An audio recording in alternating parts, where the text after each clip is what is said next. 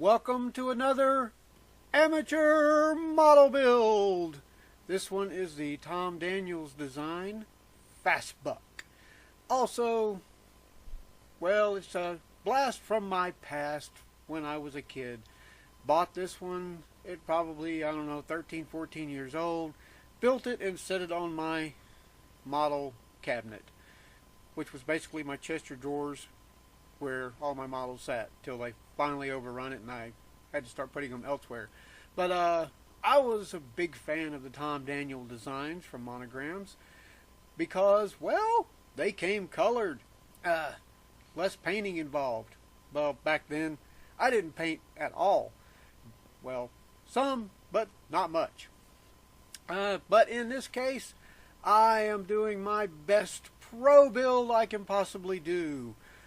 Making it look as much like the box cover as I could possibly pull off with my amateur model building skills.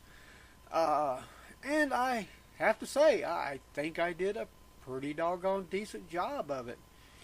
If you're also wondering about the camera, and I know you're not, I went back to my LG Volt for this angle.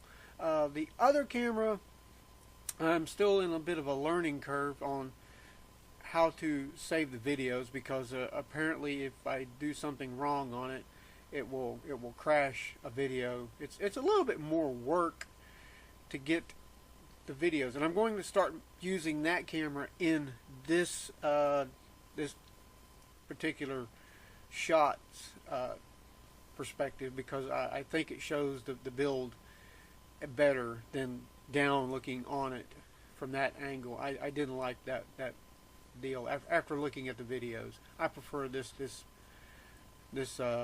perspective. So I'll get the camera mounted and set up and to shoot at least a little bit better quality, I think. So for now, the LG Volt still reigns supreme for this type shooting, and like I said, learning curve on the other one. There you see me trimming out the detail with the paint.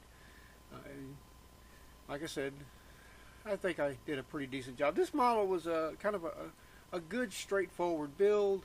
There were no surprises as far as something that did not fit together quite correctly, and everything went together pretty smooth. Although at one point, whenever I was going over my paint scheme, and this one, the instructions give you a list of stuff to paint as opposed to on the instruction sheet, which labels things to paint as you move through it.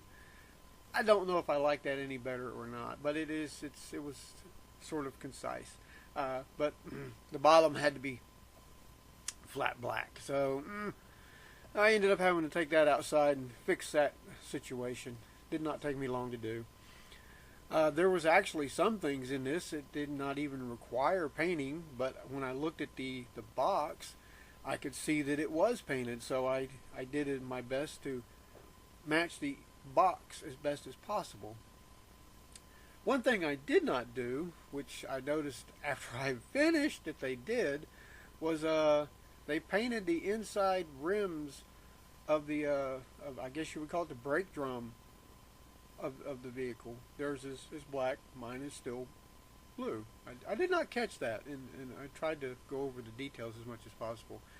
There I am finishing up the lower chassis. The combination does work, by the way. I did fix the safe well enough to where the combination actually does function, but not like I'm ever going to use that. I just wanted it to actually work. I'm getting everything mounted there, engine, drive shaft, what little drive and support arms they had under there.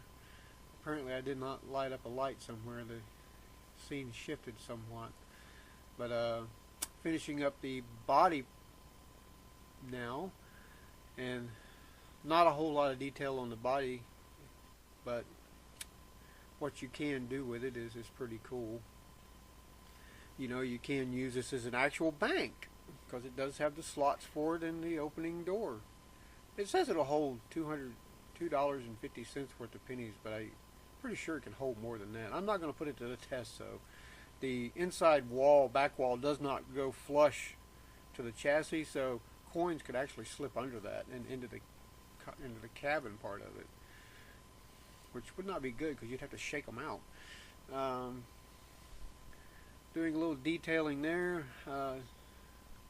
That flat black thing, having to finish that up, and then I will soon be attaching that body to the chassis, which went together not exactly 100%, but it was close enough. I added some weight to it to try to get it to seal down good, or better than actually what it shows on the box, but I apparently took my weight off too soon, so when I did that, the daggone body still actually separated, because it's evidently, there's a lot of tension in there somewhere. Not exactly sure where. There we are. I'm putting together the safe now, the combination controls. That was a two-phase thing to do. You have to put together one part, then let it dry for a while, then come back and do another part. So, yep, what do we got there? Oh, yep.